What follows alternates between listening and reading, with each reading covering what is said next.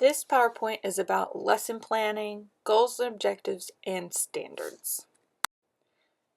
Lesson planning and planning your instruction is like planning a trip.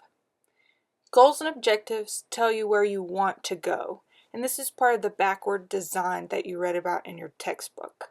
If you don't know where you're going, the trip is pointless. You need to have a plan for where you want to go. Standards, academic standards, help you decide where to go. It's like your travel guide. Where do you need to get to? Bloom's taxonomy lets you decide different routes to take to get to your destination. It helps plan suggested routes. The actual lesson plans are the directions. So if you were going to go to Google Maps or use your GPS, that's your lesson plan. It tells you turn right here, do this next. And finally, every lesson needs an assessment to let you know if you've gotten there. If I set off to go to Paris and I end up in Taiwan, I haven't gotten to where I want to go. So you really need an assessment to tell you if you've gotten to where you wanted to go, where you set out to go with your goals and objectives. The quote you see here lets you know how important it is to set goals and objectives before you start lesson planning. Because if you don't know where you want to go, the best lesson plan won't help you get there. You can have a great, awesome lesson, but if you haven't gotten to where you need to go, what's the point? So you need to set those goals and objectives up front.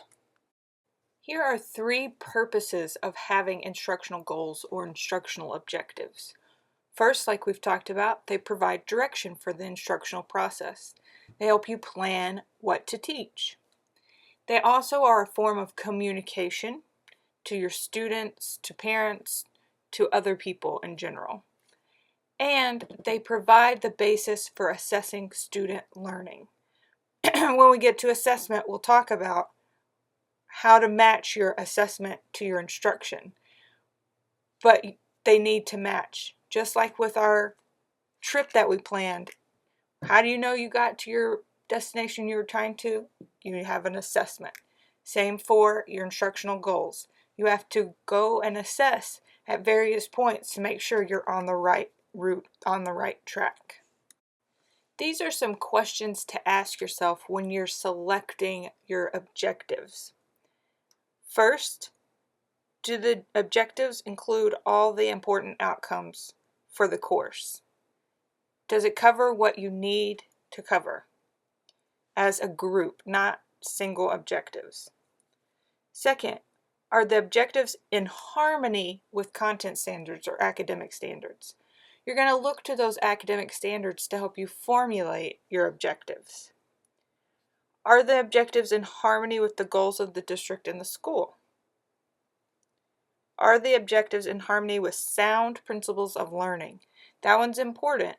You want to make sure that you are practicing good teaching as you're selecting your objectives. And are the objectives realistic? Also important. You don't want to plan and select great objectives in a great lesson that you can't carry out. That would be pointless. So you want to make sure that they're realistic as well. Some guidelines for you when you're creating objectives. Number 1, the objectives are based on student performance, what the students will know and be able to do at the end. It's focused on the student. It is not about what the teacher will do. It is not about the learning process. It's about outcomes. It is not simply course content. It is specific outcomes. And you want to make sure that you're not placing 2 objectives together when they could be separate. That's very hard to measure when you put 2 objectives or more together into one objective. You want to have one learning outcome as an objective.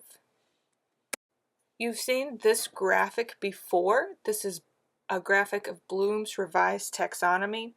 And you can use the words that are on the inside of the graphic to help you write your objectives. So you can use those verbs of what students will do to help you write objectives. So in our analogy of planning a trip, the lesson plan is the directions for how to get where you want to go. So some common things you're going to see in basically any lesson plan are your stated goals or objectives for the lesson, the standards that you're using, those academic content standards, any materials or equipment that you're going to need to teach that lesson, the actual procedures or strategies that you're going to use, and the assessment that you're going to use. All of that goes into a lesson plan. You need to think of all of those items prior to teaching your lesson. Your textbook talks about task analysis. And what you need to know about task analysis is it's important for long-term planning at multiple levels. So task analysis is basically breaking down the skills that students need to have. Say, every third grader should be able to do this. You take that skill and then you break it down into smaller pieces. So if a third grader needs to know how to do long division, well, first they need to know how to do simple division. They also need to know multiplication. They also need to know subtraction. So all those smaller skills, you break those down and teach each one to build up. So it's kind of backward planning. You start where you need to end and you plan backwards by breaking each task down into smaller pieces. Included in your lesson plan are the procedures that you're going to use, or the strategies. And these strategies tend to fall into different types of instruction. And these should be familiar with for you from our discussion of the learning theories, but we'll quickly review them. They generally fall into two camps: teacher-directed versus student-directed.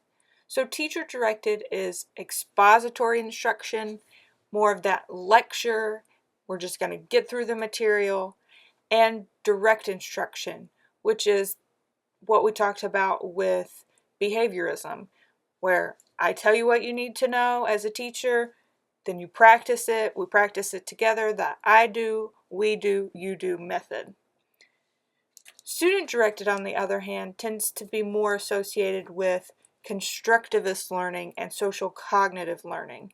And this includes cooperative learning, working in groups, discovery and inquiry learning, and problem-based learning.